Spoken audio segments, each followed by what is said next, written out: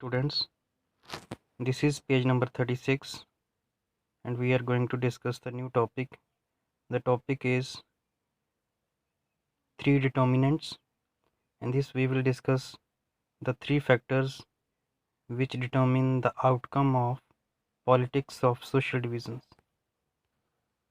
It means कि ਜਦੋਂ social division ਦੇ ਉੱਪਰ politics ਹੁੰਦੀ ਹੈ ਤਾਂ ਉਹਦੇ ਕੁਝ outcomes ਉਹਦੇ ਕੁਝ ਨਤੀਜੇ ਸਾਡੇ ਸਾਹਮਣੇ ਆਉਂਦੇ ਨੇ ਔਰ ਸੋਸ਼ਲ ਡਿਵੀਜ਼ਨ ਦੀ ਪੋਲਿਟਿਕਸ ਦੇ ਇਹ ਜਿਹੜੇ ਨਤੀਜੇ ਨੇ ਤਿੰਨ ਚੀਜ਼ਾਂ 'ਤੇ ਡਿਪੈਂਡ ਕਰਦੇ ਨੇ, ਤਿੰਨ ਫੈਕਟਰਸ 'ਤੇ ਡਿਪੈਂਡ ਕਰਦੇ ਨੇ। ਪਹਿਲਾ ਫੈਕਟਰ ਹੈ ਕਿ ਅਸੀਂ ਆਪਣੀ ਆਈਡੈਂਟੀਟੀ ਨੂੰ ਕਿਸ ਤਰ੍ਹਾਂ ਨਾਲ ਦੇਖਦੇ ਹਾਂ। ਕੀ ਅਸੀਂ ਆਪਣੀ ਆਈਡੈਂਟੀਟੀ ਨੂੰ ਸਿੰਗਲ ਆਈਡੈਂਟੀਟੀ ਸਮਝਦੇ ਹਾਂ? ਫੋਰ ਐਗਜ਼ਾਮਪਲ ਅਗਰ ਕੋਈ ਇਨਸਾਨ ਕਹੇ ਕਿ ਮੈਂ ਸਿਰਫ ਏ ਰਿਲੀਜਨ ਦਾ ਹੀ ਪਰਸਨ ਹਾਂ, ਏ ਰਿਲੀਜਨ ਦੀ ਕਮਿਊਨਿਟੀ ਨੂੰ ਹੀ ਬਿਲੋਂਗ ਕਰਦਾ ਹਾਂ ਔਰ ਹੋਰ ਕਿਸੇ ਕਮਿਊਨਿਟੀ ਦੇ ਨਾਲ ਮੇਰਾ ਕੋਈ ਰਿਲੇਸ਼ਨ ਨਹੀਂ ਹੈ ਔਰ ਉਹ ਬੰਦਾ ਸੋਚੇ ਕਿ ਮੈਂ ਇੰਡੀਆ ਨੂੰ ਬਿਲੋਂਗ ਨਹੀਂ ਕਰਦਾ, ਮੈਂ ਸਿਰਫ ਆਪਣੀ ਏ ਕਮਿਊਨਿਟੀ ਨੂੰ ਬਿਲੋਂਗ ਕਰਦਾ ਹਾਂ ਔਰ ਸਾਡਾ ਇੰਡੀਆ ਦੇ ਨਾਲ ਕੋਈ ਰਿਲੇਸ਼ਨ ਨਹੀਂ ਹੈਗਾ, ਤਾਂ ਐਸੀ ਸਿਚੁਏਸ਼ਨ ਦੇ ਵਿੱਚ ਜਿਹੜੀ ਇਹ ਆਈਡੈਂਟੀਟੀ ਹੋਏਗੀ ਉਹ ਸਿੰਗੂਲਰ ਆਈਡੈਂਟੀਟੀ ਹੋਏਗੀ ਔਰ ਇਹੋ ਜਿਹੀ ਆਈਡੈਂਟੀਟੀ ਜਿਹੜੀ ਹੈ ਕੰਟਰੀ ਵਾਸਤੇ ਖਤਰਨਾਕ ਹੋ ਸਕਦੀ ਹੈ।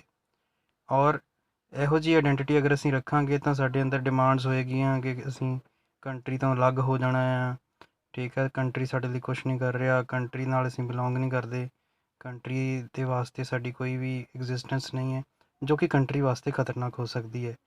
ਸੋ ਸਾਡੀ ਸਿੰਗੂਲਰ ਆਈਡੈਂਟੀਟੀ ਜਿਹੜੀ ਹੈ ਇਹ ਸੋਸ਼ਲ ਡਿਵੀਜ਼ਨ ਦੇ ਵਿੱਚ ਨੈਗੇਟਿਵ ਆਊਟਕਮ ਲੈ ਕੇ ਆਉਂਦੀ ਹੈ, ਜੋ ਗਲਤ ਹੈ।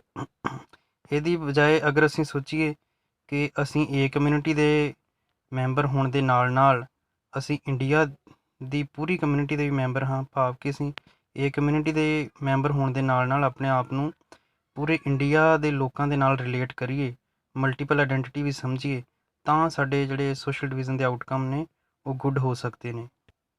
ਇਵੇਂ ਹੀ ਉਹਨਾਂ ਨੇ ਇੱਥੇ ਐਗਜ਼ਾਮਪਲ ਦਿੱਤੀ ਹੈ ਇਸ ਪੈਰਾਗ੍ਰਾਫ ਦੇ ਵਿੱਚ ਕਿ ਜਦੋਂ ਤੱਕ ਨਾਰਦਰਨ ਆਇਰਲੈਂਡ ਦੇ ਵਿੱਚ ਲੋਕ ਇਹ ਸਮਝਦੇ ਰਹੇ ਕਿ ਉਹ ਸਿਰਫ ਕੈਥੋਲਿਕ ਹਨ ਜਾਂ ਸਿਰਫ ਪ੍ਰੋਟੈਸਟੈਂਟ ਹਨ, ਤਾਂ ਉਹ ਆਪਸ ਵਿੱਚ ਨਫ਼ਰਤ ਦੇ ਨਾਲ ਡੀਲ ਕਰਦੇ ਰਹੇ ਔਰ ਕੰਟਰੀ ਨੂੰ ਕਾਫੀ ਨੁਕਸਾਨ ਹੋਇਆ।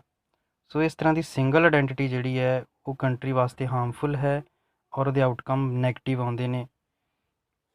ਇੱਥੇ ਉਹਨਾਂ ਨੇ ਸਾਨੂੰ ਇੱਕ ਹੋਰ ਐਗਜ਼ਾਮਪਲ ਦਿੱਤੀ ਹੋਈ ਹੈ ਜਿਹੜੀ ਕਿ ਬੈਲਜੀਅਮ ਦੀ ਹੈ, ਕਿਉਂਕਿ ਬੈਲਜੀਅਮ ਦੇ ਵਿੱਚ ਲੋਕਾਂ ਨੇ ਆਪਣੀ ਮਲਟੀਪਲ ਆਈਡੈਂਟੀਟੀ ਨੂੰ ਸਵੀਕਾਰ ਕੀਤਾ ਹੈ। ਬੈਲਜੀਅਮ ਦੇ ਜਿਹੜੇ ਲੋਕ ਨੇ ਉਹ ਉਹਨਾਂ ਦੀ ਹਾਲਾਂਕਿ ਸਿੰਗਲ ਆਈਡੈਂਟੀਟੀ ਵੀ ਹੈ, ਉਹ ਆਪਣੇ ਆਪ ਦੇ ਵਿੱਚ ਡੱਚ ਹੋਣ ਦਾ ਫਖਰ ਮਹਿਸੂਸ ਕਰਦੇ ਨੇ ਜਾਂ ਜਰਮਨ ਹੋਣ ਦਾ ਫਖਰ ਮਹਿਸੂਸ ਕਰਦੇ ਨੇ, ਫਰੈਂਚ ਹੋਣ ਦਾ ਫਖਰ ਮਹਿਸੂਸ ਕਰਦੇ ਨੇ, ਲੇਕਿਨ ਨਾਲ ਦੀ ਨਾਲ ਉਹ ਆਪਣੀ ਮਲਟੀਪਲ ਆਈਡੈਂਟੀਟੀ ਨੂੰ ਨਹੀਂ ਭੁੱਲੇ।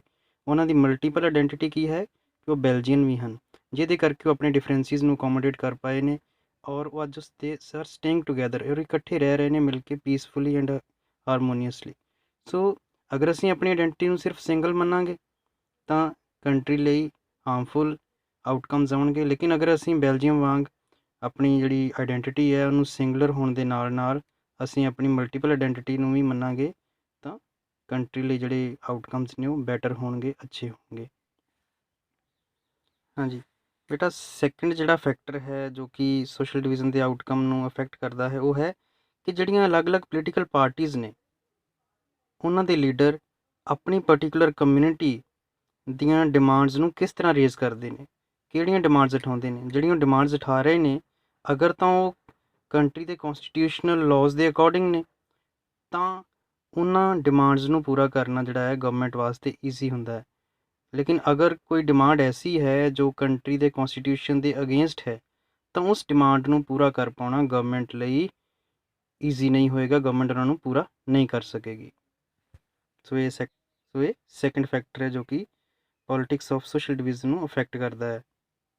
ਹਾਂਜੀ ਬੇਟਾ, ਹੁਣ ਤੁਸੀਂ ਪੇਜ ਨੰਬਰ 37 ਦੇ ਉੱਪਰ ਆ ਜਾਓ, ਨੈਕਸਟ ਪੇਜ ਦੇ ਉੱਪਰ। ਹਾਂਜੀ ਬੇਟਾ, ਸੈਕਿੰਡ ਫੈਕਟਰ 'ਤੇ 'ਚ ਇਹ ਵੀ ਸਮਝਣ ਵਾਲੀ ਗੱਲ ਹੈ ਕਿ ਜਦੋਂ ਕੋਈ ਪੋਲੀਟੀਕਲ ਪਾਰਟੀ ਕੋਈ ਡਿਮਾਂਡ ਉਠਾਉਂਦੀ ਹੈ ਤਾਂ ਉਸ ਡਿਮਾਂਡ ਦੇ ਨਾਲ ਕਿਸੇ ਦੂਸਰੀ ਕਮਿਊਨਿਟੀ ਨੂੰ ਕੋਈ ਲੋਸ ਨਹੀਂ ਹੋਣਾ ਚਾਹੀਦਾ। ਐਸੀ ਜਿਹੜੀ ਕੋਈ ਡਿਮਾਂਡ ਹੈ ਜਿਹਦੇ ਨਾਲ ਕਮਿਊਨਿਟੀ ਏ ਨੂੰ ਫਾਇਦਾ ਹੋ ਰਿਹਾ ਹੋਵੇ, ਲੇਕਿਨ ਅਗਰ ਉਹ ਡਿਮਾਂਡ ਪੂਰੀ ਹੁੰਦੀ ਹੈ ਤਾਂ ਕਮਿਊਨਿਟੀ ਬੀ ਨੂੰ ਲੋਸ ਹੋ ਰਿਹਾ ਹੋਵੇ, ਉਹ ਜਿਹੜੀ ਡਿਮਾਂਡ ਹੈ ਉਹ ਵੀ ਨੈਗੇਟਿਵ ਆਊਟਕਮ ਲੈ ਕੇ ਆਏਗੀ ਕਿਸੇ ਕੰਟਰੀ ਦੇ ਵਿੱਚ। ਇਹਦੀ ਐਗਜ਼ਾਮਪਲ ਜਿਵੇਂ ਸਾਨੂੰ ਉਹਨਾਂ ਨੇ ਦਿੱਤੀ ਹੈ ਸਿੰਹਾਲਾ ਕਮਿਊਨਿਟੀ ਦੀ, ਕਿ ਸਿੰਹਾਲਾ ਕਮਿਊਨਿਟੀ ਨੇ ਜੋ ਕੁਛ ਕੀਤਾ ਸ੍ਰੀਲੰਕਾ ਦੇ ਵਿੱਚ, ਠੀਕ ਹੈ ਜੀ, ਉਹਦੇ ਨਾਲ ਤਾਮਿਲ ਕਮਿਊਨਿਟੀ ਨੂੰ ਬਹੁਤ ਲੋਸ ਹੋਇਆ। ਸੋ ਇਹੋ ਜਿਹੇ ਕੰਮ ਜਾਂ ਇਹੋ ਜਿਹੀਆਂ ਡਿਮਾਂਡਸ ਕਿਸੇ ਕਮਿਊਨਿਟੀ ਦੀਆਂ, ਉਹ ਵੀ ਕਿਸੇ ਕੰਟਰੀ ਦੇ ਵਿੱਚ ਨੈਗੇਟਿਵ ਆਊਟਕਮ ਲੈ ਕੇ ਆ ਸਕਦੀਆਂ ਨੇ ਔਰ ਗਲਤ ਨੇ। ਸੈਕਿੰਡ ਉਹਨਾਂ ਐਗਜ਼ਾਮਪਲ ਦਿੱਤੀ ਹੈ ਯੂਗੋਸਲਾਵੀਆ ਦੀ। ਹੁਣ ਯੂਗੋਸਲਾਵੀਆ ਦੇ ਵਿੱਚ ਜਿਹੜੀਆਂ ਅਲੱਗ-ਅਲੱਗ ਪੋਲੀਟੀਕਲ ਪਾਰਟੀਜ਼ ਦੀਆਂ ਡਿਮਾਂਡ ਸੀਗੀਆਂ ਆਪਣੀ ਕਮਿਊਨਿਟੀ ਨੂੰ ਲੈ ਕੇ, ਉਹ ਇਸ ਤਰ੍ਹਾਂ ਦੀਆਂ ਸੀਗੀਆਂ ਕਿ ਉਹ ਇੱਕ ਕੰਟਰੀ 'ਚ ਪੂਰੀਆਂ ਹੋ ਹੀ ਨਹੀਂ ਸੀ ਸਕਦੀਆਂ। ਔਰ ਜਿਹਦਾ ਨਤੀਜਾ ਕੀ ਹੋਇਆ, ਸਾਰੀਆਂ ਕਮਿਊਨਿਟੀਜ਼ ਦੇ ਵਿੱਚ ਆਪਸੀ ਨਫ਼ਰਤ ਵਧੀ ਔਰ ਆਖਿਰਕਾਰ ਯੂਗੋਸਲਾਵੀਆ ਦੇ ਵਿੱਚੋਂ 6 ਇੰਡੀਪੈਂਡੈਂਟ ਕੰਟਰੀਜ਼ ਨਿਕਲ ਗਏ। ਸੋ ਇਹੋ ਜਿਹੀਆਂ ਜਿਹੜੀਆਂ ਡਿਮਾਂਡਸ ਨੇ ਉਹ ਨੈਗੇਟਿਵ ਆਊਟਕਮ ਲੈ ਕੇ ਆ ਸਕਦੀਆਂ ਨੇ, ਜੋ ਕਿ ਕੌਂਸਟੀਟਿਊਸ਼ਨ ਦੇ ਅਗੇਂਸਟ ਹੋਣ ਜਾਂ ਫਿਰ ਕਿਸੇ ਦੂਜੀ ਕਮਿਊਨਿਟੀ ਨੂੰ ਖਤਰਾ ਪਹੁੰਚਾ ਰਹੀਆਂ ਹੋਣ। ਹਾਂਜੀ ਬੇਟਾ, ਥਰਡ ਫੈਕਟਰ ਜਿਹੜਾ ਹੈ ਸੋਸ਼ਲ ਡਿਵੀਜ਼ਨ ਦੀ ਪੋਲੀਟਿਕਸ ਨੂੰ ਅਫੈਕਟ ਕਰਨ ਵਾਲਾ, ਉਹ ਇਹ ਹੈ ਕਿ ਕਿਸੇ ਕੰਟਰੀ ਦੀ ਜਿਹੜੀ ਗਵਰਨਮੈਂਟ ਹੈ ਉਹ ਕਿਸੇ ਕਮਿਊਨਿਟੀ ਦੀਆਂ ਡਿਮਾਂਡਸ ਨੂੰ ਦੇ ਪ੍ਰਤੀ ਕਿਸ ਤਰ੍ਹਾਂ ਰਿਐਕਸ਼ਨ ਕਰਦੀ ਹੈ। ਫੋਰ ਐਗਜ਼ਾਮਪਲ ਸਾਡੇ ਕੋਲ ਬੈਲਜੀਅਮ ਹੈ, ਸ੍ਰੀਲੰਕਾ ਹੈ। ਇਹਨਾਂ ਕੰਟਰੀ ਤੁਸੀਂ ਦੇਖਿਆ ਕਿ ਇਹਨਾਂ ਦੀਆਂ ਗਵਰਨਮੈਂਟਸ ਨੇ ਕਿਵੇਂ ਆਪਣੀ ਕਮਿਊਨਿਟੀਜ਼ ਦੀ ਡਿਮਾਂਡਸ ਦੇ ਪ੍ਰਤੀ ਰਿਐਕਸ਼ਨ ਦਿੱਤਾ। ਬੈਲਜੀਅਮ ਦਾ ਰਿਐਕਸ਼ਨ ਬੜਾ ਅੱਛਾ ਸੀਗਾ ਔਰ ਉੱਥੇ ਪੀਸ ਐਂਡ ਹਾਰਮਨੀ ਕਾਇਮ ਹੋਈ। ਲੇਕਿਨ ਸ੍ਰੀਲੰਕਾ ਦੇ ਵਿੱਚ ਜੋ ਗਵਰਨਮੈਂਟ ਦਾ ਰਿਐਕਸ਼ਨ ਸੀ ਤਾਮਿਲਸ ਦੀਆਂ ਡਿਮਾਂਡਸ ਨੂੰ ਲੈ ਕੇ, ਉਹ ਬਹੁਤ ਬੁਰਾ ਸੀਗਾ। ਜਿਸ ਕਰਕੇ ਅਸੀਂ ਦੇਖਿਆ ਕਿ ਹਾਲਾਂਕਿ ਤਾਮਿਲਸ ਦੀਆਂ ਬਹੁਤ ਸਾਰੀਆਂ ਡਿਮਾਂਡਸ ਜਿਹੜੀਆਂ ਸੀਗੀਆਂ ਉਹ ਕੌਂਸਟੀਟਿਊਸ਼ਨਲ ਫਰੇਮਵਰਕ ਦੇ ਅੰਡਰ ਆਉਂਦੀਆਂ ਸੀ, ਡੈਮੋਕ੍ਰੈਟਿਕ ਰਾਈਟਸ ਦੇ ਅੰਡਰ ਆਉਂਦੀਆਂ ਸੀ, ਲੇਕਿਨ ਉਹਨਾਂ ਨੂੰ ਫੁੱਲਫਿਲ ਨਹੀਂ ਕੀਤਾ ਸ੍ਰੀਲੰਕਾ ਦੀ ਸਿਨਹਾਲਾ ਗਵਰਨਮੈਂਟ ਨੇ, ਜਿਸ ਕਰਕੇ ਜਿਹੜਾ ਹੈ ਉੱਥੇ ਬਾਅਦ ਵਿੱਚ ਵਾਇਲੈਂਸ ਹੋਈ। ਸੋ ਅਗਰ ਕਿਸੇ ਕੰਟਰੀ ਦੀ ਜਿਹੜੀ ਗਵਰਨਮੈਂਟ ਹੈ ਕਿਸੇ ਪਰਟੀਕੂਲਰ ਕਮਿਊਨਿਟੀ ਦੀਆਂ ਸਹੀ ਡਿਮਾਂਡਸ ਨੂੰ, ਜਾਇਜ਼ ਡਿਮਾਂਡਸ ਨੂੰ ਇਗਨੋਰ ਕਰਦੀ ਹੈ ਤਾਂ ਉਹਦੇ ਆਊਟਕਮ ਵੀ ਨੈਗੇਟਿਵ ਆ ਸਕਦੇ ਨੇ ਔਰ country the piece and harmony ਨੂੰ ਖਤਰਾ ਹੋ ਸਕਦਾ ਹੈ। ਥਰਡ ਫੈਕਟਰ ਹੈ ਕਿ ਗਵਰਨਮੈਂਟ ਦੇ ਉੱਪਰ ਵੀ ਡਿਪੈਂਡ ਕਰਦਾ ਹੈ ਕਿ ਗਵਰਨਮੈਂਟ ਕਿਸੇ ਕਮਿਊਨਿਟੀ ਦੀਆਂ ਸਹੀ ਡਿਮਾਂਡਸ ਨੂੰ ਪੂਰਾ ਕਰਦੀ ਹੈ ਜਾਂ ਨਹੀਂ।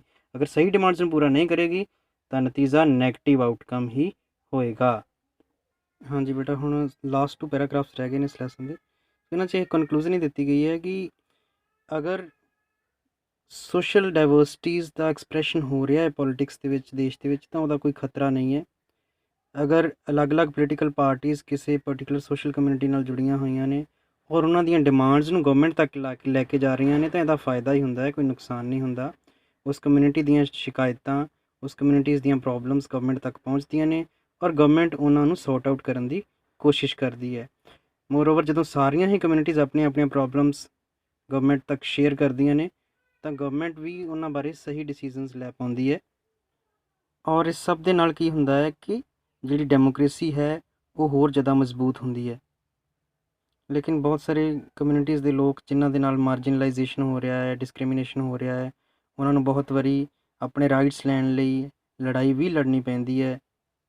ਔਰ ਇਸ ਲੜਾਈ ਦਾ ਜਿਹੜਾ ਰਸਤਾ ਹੈ ਉਹ ਡੈਮੋਕ੍ਰੈਟਿਕ ਹੋਣਾ ਚਾਹੀਦਾ ਹੈ, ਪੀਸਫੁਲ ਤਰੀਕੇ ਦੇ ਨਾਲ, ਕੌਂਸਟੀਟਿਊਸ਼ਨਲ ਵੇਜ਼ ਦੇ ਨਾਲ ਗਵਰਨਮੈਂਟ ਤੱਕ ਆਪਣੀਆਂ ਡਿਮਾਂਡਸ, ਪ੍ਰੋਬਲਮਸ ਪਹੁੰਚਾਉਣੀਆਂ ਚਾਹੀਦੀਆਂ ਨੇ। ਇਲੈਕਸ਼ਨਸ ਦੇ ਰਾਹੀਂ ਆਪਣੀ ਪਾਰਟੀ ਦੇ ਬੰਦਿਆਂ ਨੂੰ ਵੋਟ ਪਾ ਕੇ ਜਿਹੜਾ ਹੈ ਆਪਣੀ ਕਮਿਊਨਿਟੀ ਦੇ ਬੰਦਿਆਂ ਨੂੰ ਅੱਗੇ ਲੈ ਕੇ ਆ ਕੇ ਉਹ ਆਪਣੀਆਂ ਪ੍ਰੋਬਲਮਸ ਗਵਰਨਮੈਂਟ ਤੱਕ ਪਹੁੰਚਾ ਸਕਦੇ ਨੇ।